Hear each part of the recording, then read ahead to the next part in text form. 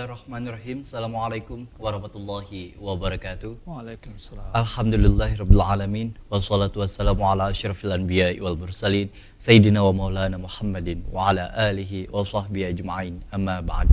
Terima kasih para pemirsa di rumah yang sudah setia dalam program Majelis Sore, Majelis Kita Semua. Tentu seperti biasa di hari ini kita akan bertemu dengan narasumber dari UIN Antasari Banjarmasin, dan tentunya dengan adanya majelis sore ini tujuan utamanya untuk bisa menyampaikan kajian-kajian Islami bersama dengan UIN Antasari Banjarmasin. Dan seperti biasa kita juga akan mengangkat satu tema menarik untuk yang menjadi pembahasan kita pada edisi hari ini. Saya ingin menyapa terlebih dahulu narasumber di ujung sana, ada Bapak Muhammad Mabrur LCMAG dari Fakultas Dakwah dan Komunikasi UIN Antasari Banjarmasin. Assalamualaikum Pak. Waalaikumsalam warahmatullahi wabarakatuh. Ketemu lagi, alhamdulillahirrahmanirrahim. Sebulan yang lalu ya. Betul, karena kita berbicara mengenai pada saat itu sudah berada di penghujung tahun, Zulqa'dah. Betul. Masuk Zulhijjah. Masuk Zulhijjah di 1443 Hijriah, dan hari ini kita alhamdulillah sudah memasuki 1444 Hijriah, tepatnya di bulan Muharram. Angka cantik gitu. Betul. 1444. Betul. Kita berbicara mengenai tema hari ini, yakni hikmah dan peristiwa pada bulan Muharram. Memang begitu banyak hal-hal yang nantinya akan kita bahas. Peristiwa apa saja? Apakah pada zaman Nabi atau kemudian juga pada zaman kenabian sebelumnya? Untuk kemudian kita akan bahas berkaitan dengan peristiwa-peristiwa besar yang terjadi di bulan Muharram dan hikmah-hikmah apa saja. Namun sebelumnya kita ingin mendengarkan terlebih dahulu pendahuluan Pak berkaitan dengan tema kita pada hari ini. Dipersilakan. Baik. Bismillahirrahmanirrahim. Pemirsa yang dimuliakan oleh Allah Subhanahu wa taala. Assalamualaikum warahmatullahi wabarakatuh. Alhamdulillah nahmaduhu wa nasta'inuhu wa nastaghfiruh wa na'udzu billahi min syururi anfusina wa min sayyiati a'malina. May yahdihillahu fala mudhillalah wa may yudlilhu fala hadiyalah. Wassalatu wassalamu ala Rasulillahi la nabiyya ba'dah wa ala alihi wa sahbihi wa man tabi'ahudah wa mawalah wa ba'd. Syukur yang tiada terhingga, kita dalam keadaan sehat alhamdulillah. Hari ini kita bersua kembali di acara majelis sore, dan mudah-mudahan Allah hari demi hari menjadikan kita semakin bijak, semakin dekat dengan Allah, semakin banyak beribadah. Mudah-mudahan kita dikumpulkan oleh Allah di surga Allah bersama dan Rasul bersama Rasulullah SAW. Salawat teriring salam semoga selalu tercurah pada junjungan kita Nabi besar Muhammad SAW. Mudah-mudahan kita bisa menjadi pengikut setia Rasulullah, dan kita pun dikumpulkan oleh Rasulullah Allah di surga Allah bersama umat yang istiqamah di jalan Allah Subhanahu wa taala. Amin ya rabbal alamin. Tidak terasa kita sudah memasuki hari yang keempat mungkin ya dari bulan Muharram, dan angkanya sangat cantik, 1444. Nah ini kalau dilihat dari PHBI, peringatan Hari Besar Islam, maka kalau kita rangkai semuanya dari awal Muharram, tahun baru Hijriah, kemudian yang kedua adalah Maulid Nabi, kemudian Isra Mi'raj, Nisfu Sya'ban, Ramadan, kemudian Syawal, Idul Fitri, Idul Adha. Ini setiap momentum ini selalu ada momentum-momentum luar biasa yang ingin diajarkan oleh Allah Subhanahu wa taala. Memang ada yang bertanya, kenapa kok peringatan tahun baru Islam berbeda ya? Lebih semarak tahun baru Masehi. Nah, memang karena kita umat Islam, dalam setiap peringatan itu yang diperhatikan adalah bagaimana meningkatkan ruhiyah, spiritual. Nah, ini yang membedakan. Maka di hari-hari ini, mungkin beberapa waktu yang lalu sudah dibahas tentang apa itu hijrah, apa pelajaran dari hijrah. Kita ingin mengulas Muharram ini apa saja sih yang terjadi, apa saja yang terjadi dalam fase-fase ini. Jadi berangkat dari sebuah hadis yang diriwayatkan dari Abi Hurairah radhiyallahu anhu. Qala Rasulullah sallallahu alaihi wasallam, afdhalus siyam ba'da Ramadan syahrullahil Muharram. Puasa yang paling lebih mulia daripada yang dimuliakan oleh Allah setelah Ramadan adalah puasa di bulan Muharram. Wa afdhalus salatil fardhah salatul lail. Salat yang terutama setelah yang wajib tuh subuh, zuhur, asar, maghrib, isya adalah qiyamul lail. Jadi kita harus berusaha. Maka di bulan Muharram maka kita perlu memperhatikan bagaimana kita berpuasa di bulan Muharram ini. Dalam riwayat Ibnu Abbas disebutkan, ma ra'aitun nabi sallallahu alaihi wasallam yataharra siyama yaumin fadlahu ala ghairihi illa hadzal yaum, yaitu yaum Asyura wa hadzal syahr, yakni syahrul Ramadan. Jadi di situ Rasulullah Ibnu Abbas menyampaikan bahwa aku tidak melihat bahwa Rasulullah SAW sangat memperhatikan berpuasa di bulan pada hari Asyura ini. Dan setelahnya adalah ketika masuk bulan Syahrul Ramadan. Maka suatu ketika Rasulullah hijrah ke Madinah, beliau melihat orang-orang Yahudi di Madinah, karena di Madinah itu ada orang Yahudi, ada orang Nasrani, ada yang menyembah berhala juga. Nah, ketika beliau melihat itu, pada suatu hari sahabat bertanya bahwa orang-orang Yahudi begitu sangat memperhatikan pada tanggal 10 Asyura, 10 Muharram, dan mereka melakukan itu dengan sukacita.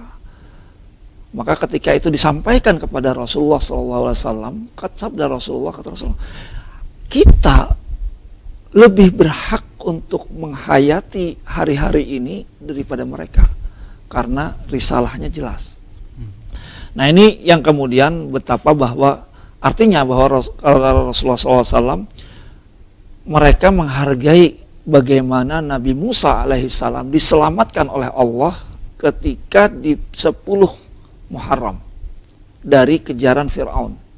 Diselamatkan, kita tahu ceritanya ketika Nabi Musa dikejar oleh Fir'aun, kemudian sampai pada titik akhir perbatasan antara laut dan pantai, kata kaumnya, inna lamudrakun, wahai Musa, kita ketangkep deh oleh Fir'aun yang sudah kelihatan di jauh di belakang.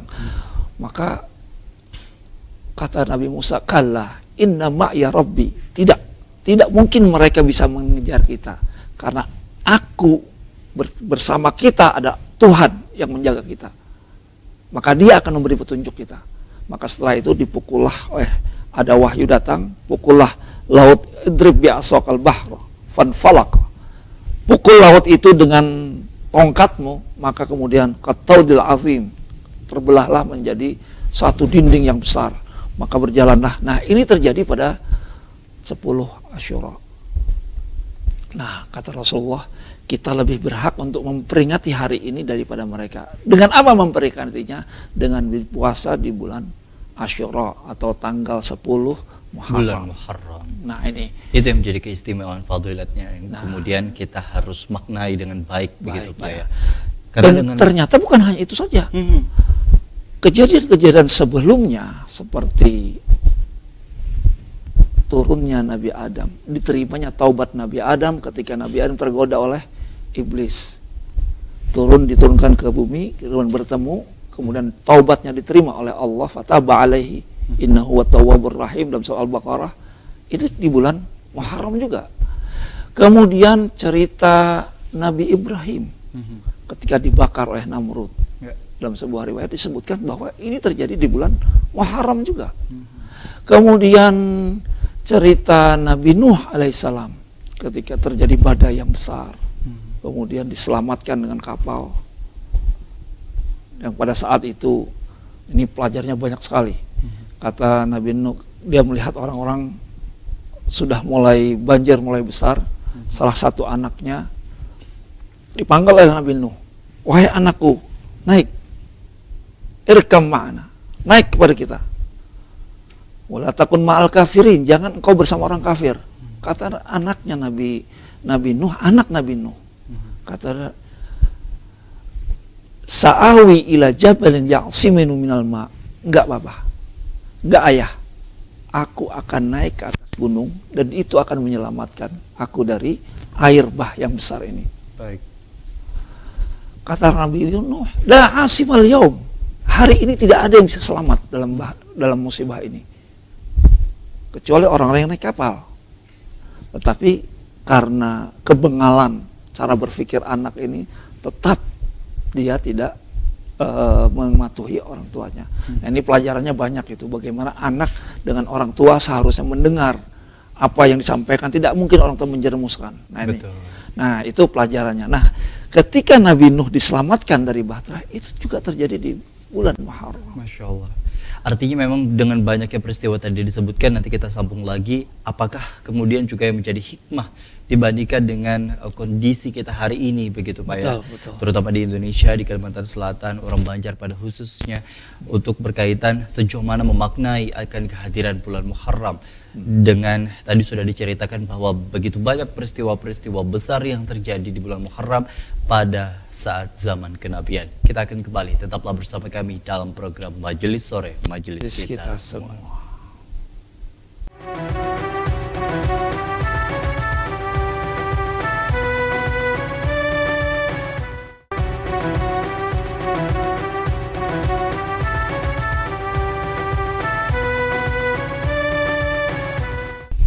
Terima kasih Anda masih bersama kami dalam program Majelis Sore, Majelis Kita Semua. Keutamaan di bulan Muharram dengan berbagai peristiwa yang terjadi pada zaman kenabian membuktikan bahwa begitu mulianya kehadiran bulan Muharram yang Allah tentukan untuk kita semua sebagai umat muslim, dan kita masih bisa bersyukur dengan hadirnya usia dan insya Allah kesehatan pada kondisi hari ini. Kita masih menemui akan awal-awal menuju ke 10 hari atau tepatnya di Asyura gitu Pak ya. Ya. Tepatnya di Asyura bulan Muharram yang insya Allah akan segera kita jelang. Dengan kondisi hari ini Pak, apa yang kemudian juga menjadi hal yang dapat kita petik hikmahnya? Karena tentu bicara mengenai zaman kenabian itu sendiri, begitu banyak peristiwa-peristiwa besar yang terjadi, terutama bagi para nabi, para anbiya begitu, dengan kondisi hari ini yang tentu berjuangnya bukan lagi dalam peperangan istilahnya, tapi juga dengan kondisi di mana ekonomi, sosial, budaya, sejauh mana kita mampu memahami dan mengambil hikmah di antara itu semua. Ya. Baik, tadi kita bercerita tentang betapa bahwa keselamatan yang terjadi daripada nabi-nabi yang mendapatkan ujian yang luar biasa ini terjadi di bulan Muharram. Apa artinya? Nah, ini yang penting.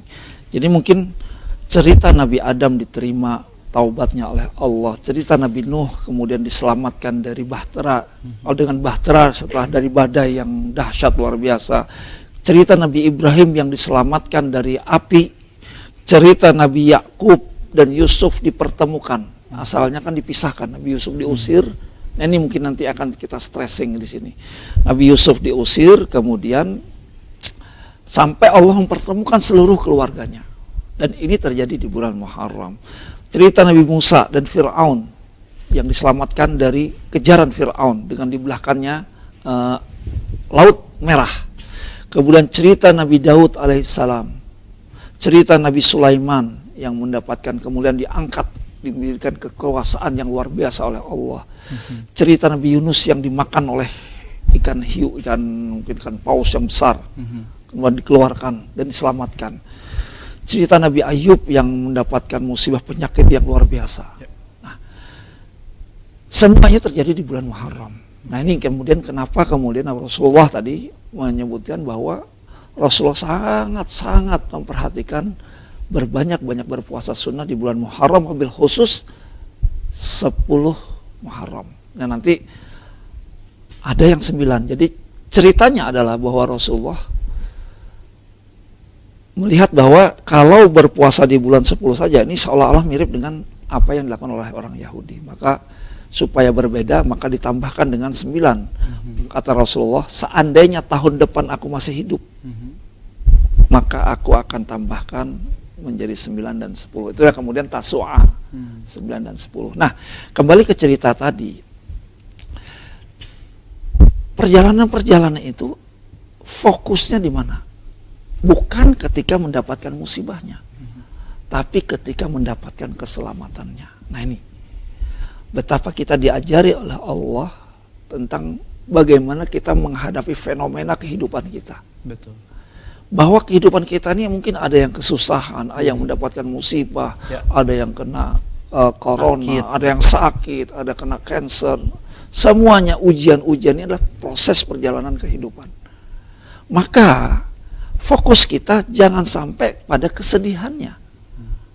Tapi fokus kita adalah kepada keselamatan yang kita dapatkan.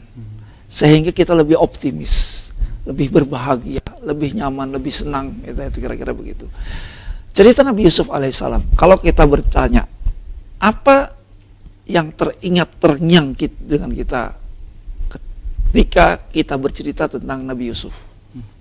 Cerita apa aja itu coba? Cerita tentang beliau diceburkan ke sumur oleh saudara-saudaranya, itu satu. Betul. Difitnah dengan ketika ada permaisuri atau istri dari penguasa yang ingin melihat kegantengan, kebungasan dari orang Banjar, gagahnya luar biasa. Sehingga muncul gairah nafsu birahi. Jadi kemudian Allah melindungi Nabi Yusuf dan kemudian Allah menyelamatkan Nabi Yusuf. Kemudian pada saat itu tidak kemudian selamat Nabi Yusuf. Disuruh memilih. Kamu mau penjara atau mau mengikuti nafsu orang ini? Maka pilihan daripada Allah, saya lebih as-sijnu ahabbu ilayya. Lebih baik aku di penjara daripada harus menghadapi fitnah-fitnah yang lebih berat. Kemudian dipenjaralah beliau. Dan kemudian beliau dikeluarkan. Ya, itu fitnahnya di situ. Kemudian di penjara, kemudian cerita mimpi. Ada dua orang yang bermimpi saat itu. Satu bermimpi menjajakan makanan, yang satu menuangkan air. Nah, pada saat itu kemudian ini apa artinya? Maka kata Nabi Yusuf, kamu yang menuangkan air, kamu akan selamat setelah keluar di sini. Tapi yang menjajakan makanan di atas yang kemudian ada burung mematoknya, kayaknya kau setelah keluar nanti akan tidak selamat. Dan ternyata kejadiannya betul. Yang satu karena suatu kejadian akhirnya yang itu disalib dan akhirnya dipatok oleh burung dari atas. Nah, kemudian cerita berikutnya adalah cerita mimpi raja. Nah, mimpi raja ini yang luar biasa. Mimpi ada 7 padi gemuk dimakan oleh 7 banih ya kita, banih kurus. Dan ada 7 sapi kurus, 7 sapi gemuk dimakan oleh 7 sapi kurus. Rajanya bermimpi seperti itu. Seluruh penakwil mimpi yang hebat-hebat, mungkin sekarang peramal-peramal semuanya didatangkan untuk mencari apa makna ini dan tidak ketemu. Kemudian sampai kemudian Nabi Yusuf diangkat menjadi seorang yang menjaga kalau kita bulog lah, menjaga makanan stok pangan gitu. Menteri pertaniannya lah kira-kira begitu.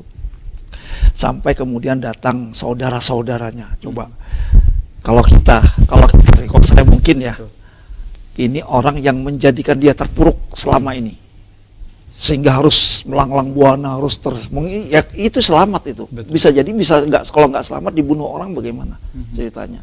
Nah, kemudian datang mereka meminta tolong bahwa mereka dan saudara-saudaranya sedang kelaparan di Syam, Palestina. Ini Yusuf posisinya di Mesir. Ini di Syam sedang kelaparan. Datang mereka meminta tolong. Ini dia, Nabi Yusuf tahu ini saudara-saudara saya.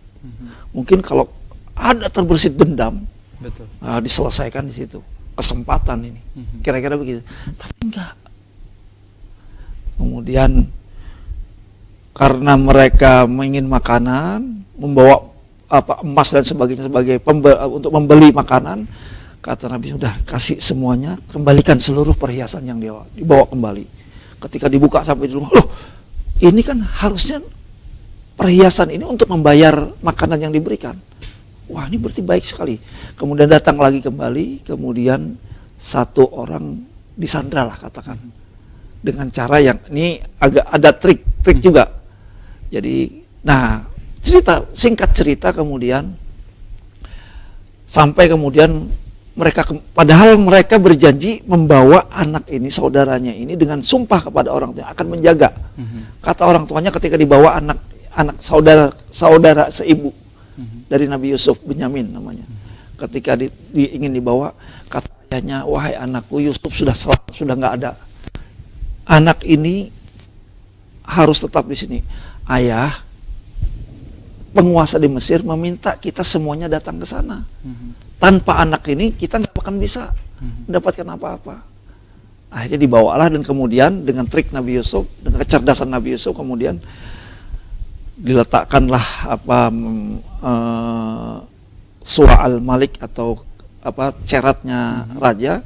Kemudian diperiksa, siapa yang mencuri tadi? Dan ternyata ada di Benyamin. Kalau begitu kamu harus saya tangkap. Kata saudaranya, wahyu tolong, kami bersumpah dengan ayah kami bahwa kami akan membawanya kembali. Kenapa harus ini? Nggak bisa, kata Nabi Yusuf. Kata Nabi Yusufnya, jangan takut, aku ini adalah saudaramu. Nah, ini triknya Nabi Yusuf. Ini ceritanya panjang, sampai kemudian pada akhirnya mereka kembali menangis kepada ayahnya dan mengakulah di situ, wahai ayahku, sudah takdir berkata bahwa Yusuf dan saudaranya Benyamin sekarang hilang karena ditangkap. Benyamin mencuri. Begitu sedih. Maka disitulah, nah ini titik poin yang harus kita perhatikan. Kembalilah kamu ke Mesir. Kalimatnya Nabi Yakub, ayah Nabi Yusuf. La tai'asu min rauhillah. Janganlah engkau berputus asa dari rahmat Allah. Cari Nabi Yusuf dan Benyamin sampai ketemu. Jangan engkau berputus asa dari rahmat Allah. Innahu la yai'asu min rauhillah illal qaumul kafirin. Sesungguhnya yang bisa berputus asa itu adalah orang kafir saja. Nah, ini kita ingin mengambil pelajaran di situ. Nah, kemudian mereka datang kembali, dan kemudian datang kepada raja itu, kita sudah pasrah, baru kamu tahu, masih ingat nggak? Nah, ini momentum yang paling penting. Kamu masih ingat nggak tentang saudaramu yang kamu usir, kamu masukkan? Oh, berarti engkau Yusuf. Engkau Yusuf. Iya, aku Yusuf, dan ini dijawab panggilnya Benyamin. Ana wa hadza akhi. Ini Benyamin, saudaraku. Allah telah memuliakan. Nah, kemudian setelah itu, ini momentum-momentum yang perlu kita ambil pelajaran. Setelah itu dipanggilnya ayah. Kalau gitu panggil abah mama ke sini sebentar. Pindah kita ke Mesir. Nah, disitulah mulai Bani Israel itu. Pindah mereka ke Mesir. Ketika datang ke Mesir, nah ini kejadiannya di bulan Muharram.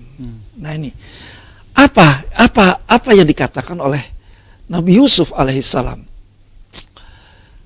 Kalau kita mungkin ini saudara sudah ngumpul, sudah tertunduk, sudah pasrah, nggak berbuat apa-apa. Betul. Maka seharusnya Nabi Yusuf mengatakan, bah, pian ingatlah. Kayak kalau jaka kita kan kayak itu, bah, dahulu bah, anak pian ini menyiksa ulun, mengusir ulun. Malah sebaliknya. Malah sebaliknya. Ulun gara-gara sidin di penjara, ulun gara-gara sidin fitnah, ulun gara-gara, mungkin begitu, tapi enggak. Kata Nabi Yusuf, la tathriba alaikumul yaum. Mulai hari ini tidak boleh ada orang yang menyalahkan kalian semuanya. Subhanallah. Mulai hari ini tidak ada yang boleh menyalahkan kalian semuanya. Kita pun nggak boleh, karena itu perjalanan takdir. Al yauma yaghfirullahu lakum wa huwa arhamur rahim. Hari ini Allah mengampuni kalian. Kemudian laporan anak kepada orang tuanya. Laporan ini nanti akan kita sambung, Pak, ya, di segmen berikutnya. Biar semakin menarik, karena Masya Allah kalau kita bicara mengenai peristiwa-peristiwa yang terjadi ini sendiri luar biasa, terutama dari cerita yang tadi disampaikan, khususnya untuk cerita pada zaman Nabi Yusuf, begitu, yang perjalanan hidupnya memang poin-poin hal yang besar itu terjadi tadi secara garis besar memang di bulan Muharram. Kita lanjutkan nanti di segmen berikutnya. Tetaplah bersama kami dalam program Majelis Sore, Majelis Kita Semua.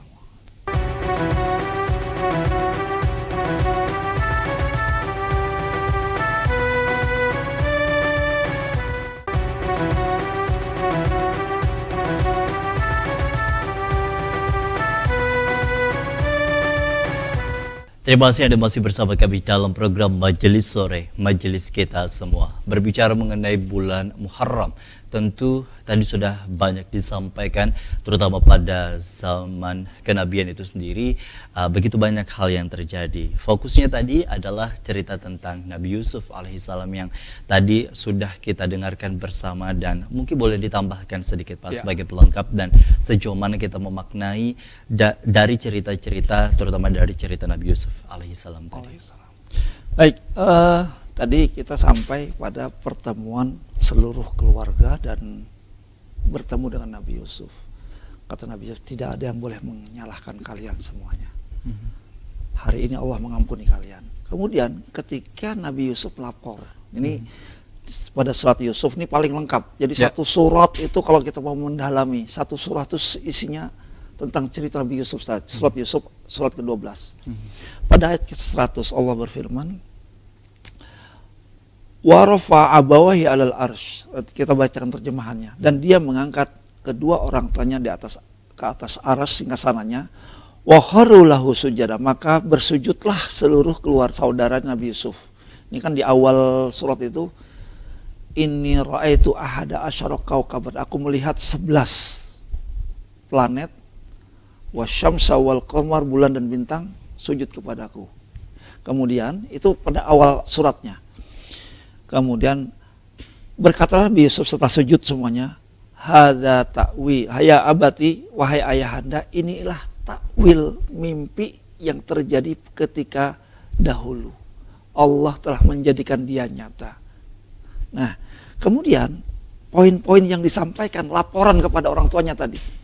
Kalau kita kan laporan, dahulu sidin ma'anu ini dahulu ma'anu mahinyik ulun, melempar ulun, membuang ulun di penjara, lapornya itu. Tapi enggak.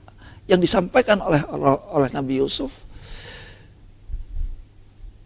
qad ahsana bi, Allah telah berbuat rahim kepada aku, dan ketika aku dikeluarkan dari penjara. Cerita dibuangnya nggak disebutkan, cerita di penjaranya tidak disebutkan, tetapi yang disebutkan adalah cerita ketika keluar dari penjaranya. Kemudian wajah abikum min badal badud, dan Allah telah mendatangkan engkau bersama saudara-saudaraku semuanya ke sini. Prosesnya nggak disebutkan, tapi akhirnya Allah menyelamatkan kalian semuanya.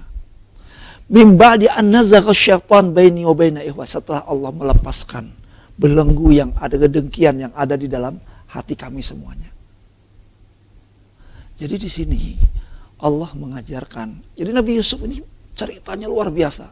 Bukan bercerita tentang perselingkuhan, bukan bercerita, tapi cerita tentang bagaimana seorang positif menghadapi kehidupan. Yang dilihat ketika dia diselamatkan dari penjara, ketika dia dikumpulkan bersama saudara-saudaranya, ketika Allah menghanguskan atau melepaskan rasa dengki. Nah ini dalam perjalanan kehidupan, cerita Nabi Ibrahim, Nabi Musa itu cerita keselamatannya. Agar apa? Kita bersyukur, agar kita optimis, agar kita yakin. Tidak pada fokus kepada kejadian musibahnya. Kalau itu yang kita fokus kepada musibahnya, kita akan bersedih. Baik. Kita akan lupa betapa banyak bahwa dalam episode kehidupan kita, kesusahan itu kan hanya satu bagian kecil.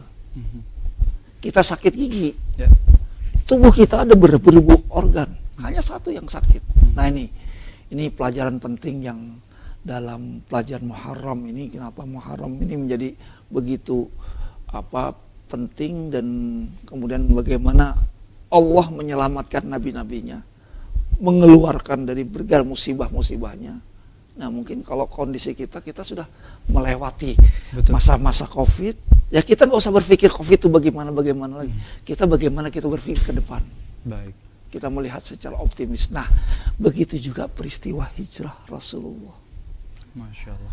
Ketika kita bicara mengenai tadi cerita-cerita peristiwa dan hal-hal lainnya yang berkaitan dengan pada zaman kenabian, kemudian juga yang diceritakan dalam Al-Quran maupun hadis, ini sendiri kan memang begitu banyak peristiwa-peristiwa besar yang bisa kita maknai dan bisa kita petik hikmahnya. Ya. Sejauh mana kita memahami akan penciptaan Allah itu sendiri memiliki tujuan masing-masing. Kemudian sejauh mana permasalahan yang didera oleh setiap individu itu sendiri untuk menghadapi dengan kondisi lapang dada dan tetap bersyukur. Fokusnya bukan di negatifnya tapi yang positifnya gitu Pak. Kenikmatan yang diberikan oleh Allah. Kenikmatan, solusi ataupun penyelesaian masalah seusainya dengan kondisi apapun itu sendiri yang Allah masih berkahi. Dan tentu yang patut kita syukuri hari ini adalah di bawah mentu bulan Muharram sekali lagi adalah nikmat umur dan nikmat kesehatan. Karena tentu begitu banyak saudara-saudara kita yang mungkin sudah mengagendakan dan merencanakan sesuatu di bulan Muharram di tahun 1444 Hijriah ini, dan Allah memiliki kondisi tertentu untuk kemudian mencabut umurnya dan lain sebagainya. Dan tentu ini menjadi hal yang bisa kita ambil rasa syukurnya.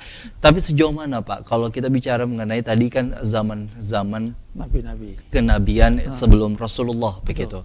Nah, ketika kita berbicara mengenai Rasulullah itu sendiri memang terutama dengan hadirnya di tengah-tengah masyarakat kita kan ada istilah bubur Asyura begitu, dimaknai sebagai peringatan Muharram, terutama di 10 Muharram itu sendiri dengan adanya gotong royong, masyarakat berbagi dan lain sebagainya. Adakah sebenarnya juga pada zaman Rasulullah peristiwa yang kemudian juga dimuliakan dan diagungkan dalam bentuk mungkin kegiatan begitu Pak, yang istilahnya diagendakan bersama para sahabat dan para tabi'in zaman dulu?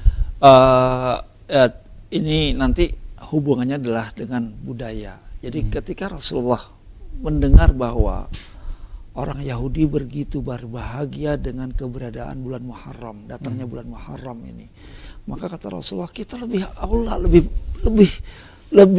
berhak untuk berbahagia daripada mereka, karena kita istilahnya silsilahnya itu jelas kepada Allah, ayatnya itu jelas Allah, yang Al-Qur'annya itu jelas dari Allah.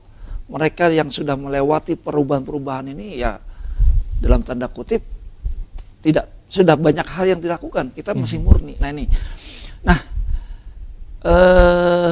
tentang kejadian-kejadian ini, tentang bagaimana kita menghadapi, tentang apalagi nanti hubungannya adalah tentang hijrah Rasulullah SAW.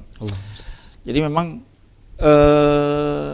kesadaran, nah ini tentang bagaimana makna hijrah, tahun baru hijriah, betapa Allah memberikan, tadi tentang ini, tentang yang tadi ubur Asyura itu tentang budaya, ekspresi Rasulullah ketika dia berbahagia, seperti itu. Nah, umat Islam kita mengekspresikan rasa bahagia itu dengan berkumpul, memakan bubur, itu kan ekspresi bahagia. Ya, cuma poinnya adalah merayakan dengan bentuk kebahagiaan yang tentu dengan nilai-nilai positif, keselamatan yang terjadi pada bulan Muharram. Bulan Muharram yang dialami oleh para nabi. Nah, itu. Nah, salah satunya juga hikmah yang lain juga. Jadi ini masalah budaya aja. Bagaimana menghargai, memperingati momentum yang luar biasa. Satu hal lagi yang lain daripada pelajaran yang Muharram ini adalah kemarin 1443, sekarang 1444. Apa artinya? Ini terjadi pergeseran waktu. Betapa Islam itu mengajarkan kepada kita tentang betapa bernilainya waktu. Sampai kemudian Allah dengan surat yang pendek menyebutkan wal asri, demi waktu, demi masa, demi lebih spesifik waktu asar. Jadi ada pembahasan, ini kenapa waktu asar? Kenapa bukan waktu maghrib, waktu zuhur, tapi asar atau subuh? Subuh sekalian. Ternyata ada maknanya.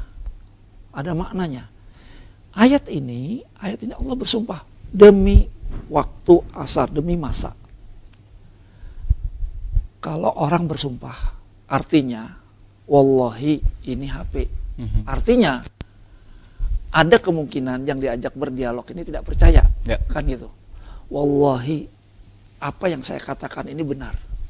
Nah, makanya kemudian Allah akan mengatakan wal asri. Tidak mungkin Allah wa nafsi.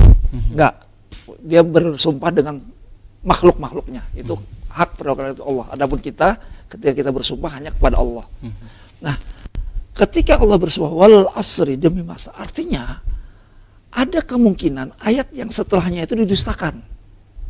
Dan kebanyakan memang mendustakan. Demi masa.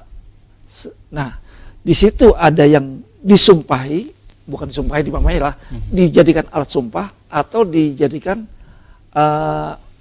kalimat yang untuk disumpah itu. Untuk disumpahnya itu al asri demi masa, yang informasinya adalah sesungguhnya manusia itu rugi. Jadi ada dua, artinya waktu itu penting.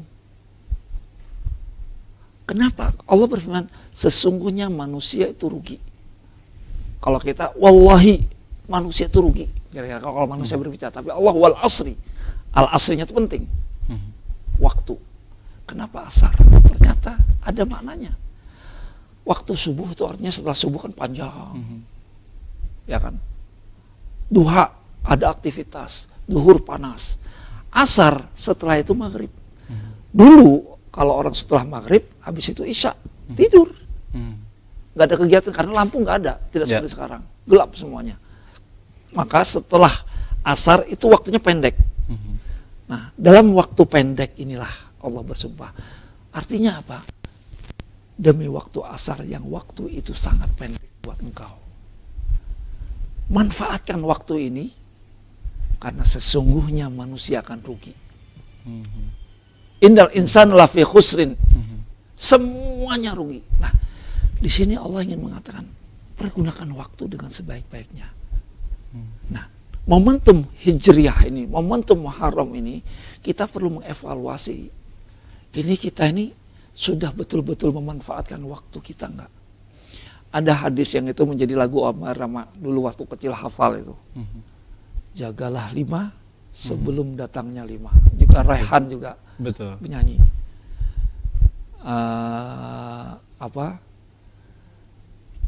Kalau dilakukan hafal ini. Betul. Jadi jagalah usia sebelum matimu gitu ya. Apa itu? Sehatmu sebelum sakitmu. Sehatmu sebelum sakitmu, luangmu sebelum sibukmu, sehatmu sebelum sakitmu, hidupmu dan malam. Ini apa? Bercerita tentang apa? Semuanya adalah tentang kesempatan. Waktu. Bahwa kita punya kesempatan pendek. Nah, maka dalam waktu yang pendek ini seperti orang yang pergi ke sebuah tempat. Jadi waktu mahasiswa dulu itu, kalau keluar negara, itu di paspor itu bertulisan exit. Ya. Paling takut kalau ditulis di situ sama di imigrasi exit no entry. Ya. Keluar tidak boleh kembali. Ini paling ditakuti. Masalahnya kita dalam melewati waktu selalu begitu. Keluar dan gak pernah kembali. Kita nih tahun 1043 telah lewat. Tidak mungkin kita akan kembali ke 1443. Usia kita berapa sekarang? Saya 17 lah. 53. Tidak mungkin kembali menjadi muda.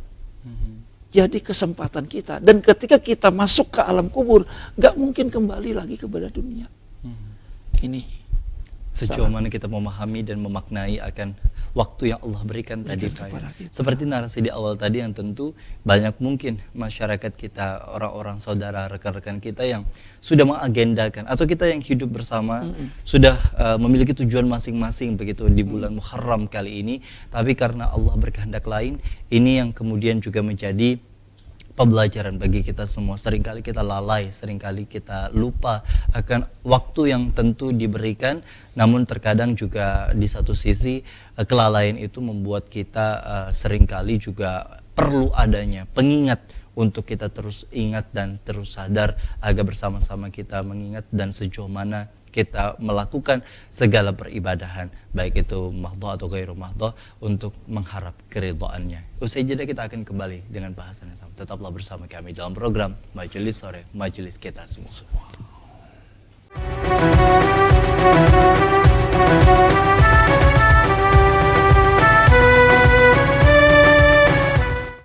Terima kasih Anda masih bersama kami dalam program Majelis Sore, Majelis Kita Semua. Masya Allah, banyak sudah ilmu yang kemudian juga kita dapat bicara mengenai keutamaan fadilat di bulan Muharram, yang tentu kita dapat maknai, kita dapat renungkan sebagai bahan evaluasi, dan untuk insya Allah kita praktekkan bersama, dan untuk menanamkan niat, terutama pada saat insya Allah kita akan menjelang di 10 Muharram, yang insya Allah kita niatkan untuk bisa berpuasa. Semoga tidak ada halangan dan kendala insya Allah.